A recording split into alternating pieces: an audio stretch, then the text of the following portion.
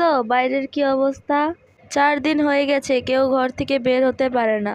এইভাবে বৃষ্টি পড়লে কিভাবে সংসার চালাবো? ঠিক বলছো, সবারই তো একই অবস্থা। ঘরে বেশি খাবারও নাই। এইভাবে বৃষ্টি পড়লে তো মুশকিলে পড়বো, না খেয়ে থাকতে হবে। কি যে করবো কিছুই বুঝতেছি না। এইভাবে আরো কয়দিন বৃষ্টি হইলে তো বন্যা হইয়া যাইবো। খেতে তো নতুন ধান লাগাইছি, এভাবে বৃষ্টি পড়লে তো সব নষ্ট হইয়া যাইবো।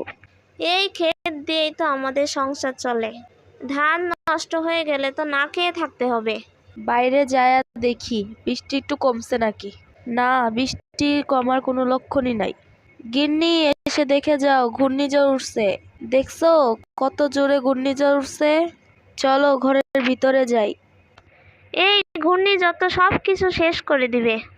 গিন্নি, দেখো বৃষ্টিটা একটু কমছে, চলো আমাদের ক্ষেতটা যেয়ে দেখে আসি কি অবস্থা হইছে। সব জায়গায় শুধু পানি আর পানি। আর কয়দিন এইভাবে বৃষ্টি পড়লে বন্যায় সব ভেসে যাবে। ঠিক বলছো, এভাবে কয়দিন বৃষ্টি পড়লে বন্যায় সব ভেসে যাবে।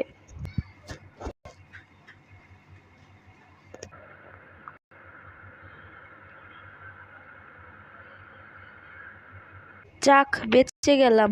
ক্ষেতের কোনো ক্ষতি হয় নাই। আমি তো হাল ছেড়ে দিছিলাম, হয়তো সবকিছু নষ্ট হয়ে গেল।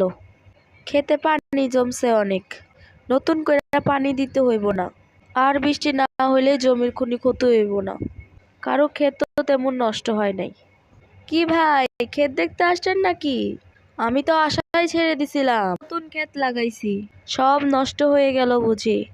কিন্তু এখন দেখি সব ঠিক আছে।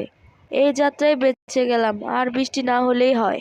সবাই ফসল ঘরে উঠাইতে পারবো, কারো আর কোনো সমস্যা হইব না।